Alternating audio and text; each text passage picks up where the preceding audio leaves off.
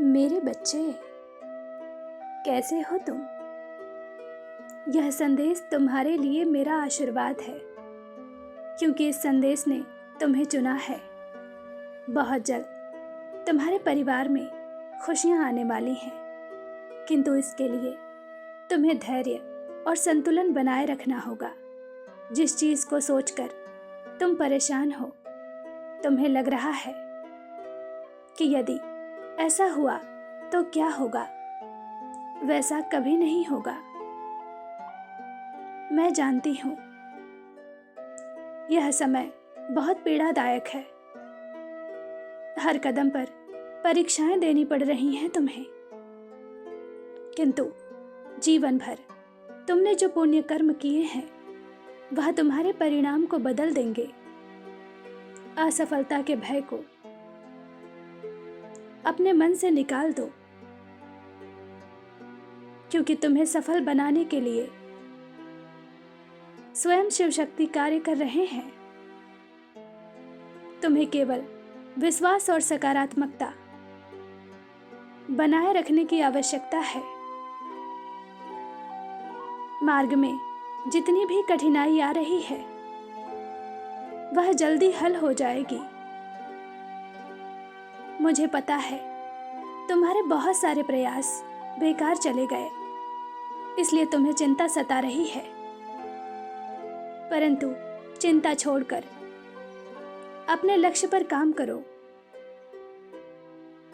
तुम्हारा यह अंतिम प्रयास अवश्य सफल होगा। मेरे बच्चे, मेहनत कभी व्यर्थ नहीं जाती। अपनी समस्त इच्छाओं का त्याग करके तुमने जो एकांत में मेहनत की है, उसका बेहतर फल तुम्हें अवश्य प्राप्त होगा। 2026 तुम्हारी सफलता का वर्ष होगा, जिसकी नींव इस साल के अंत में रखी जाएगी। हालांकि कुछ लोग तुम्हें रोकने की, तुम्हारा ध्यान भटकाने की पूरी कोशिश करेंगे, किंतु अब वह तुम्हें रोक नहीं पाएंगे। यह वही लोग हैं जिन्होंने कभी तुम्हारी हंसी उड़ाई थी। आर्थिक और पारिवारिक रूप से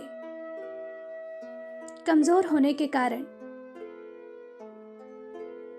तुम्हें नीचे दबाने की कोशिश की है, किंतु बहुत जल्द अब सबकी बोलती बंद होगी। अब तुम्हें कुछ बोलने की आवश्यकता नहीं पड़ेगी। तुम्हारी सफलता ही उनके लिए तमाचा होगा। मेरे बच्चे, पिछले कुछ महीनों से तुम बहुत तकलीफ में हो। तुम्हारे जीवन में ऐसी ऐसी घटनाएं घट रही हैं जो तुम्हें भीतर से तोड़ रही हैं, लेकिन बहुत जल्द तुम्हारे घाव भरने वाले हैं। निराश मत होना। वही हाथ तुम्हारे घाव पर मरहम लगाएंगे जिसकी तुम्हें अभिलाषा है। मेरे बच्चे, तुम मेरा स्वरूप हो। तुम्हें संघर्ष मिल सकता है, किंतु हार नहीं।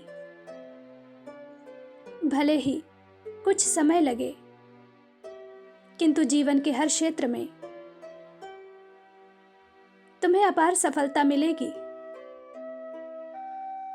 किंतु अभी तुम्हें खुद पर और कार्य करने की आवश्यकता है।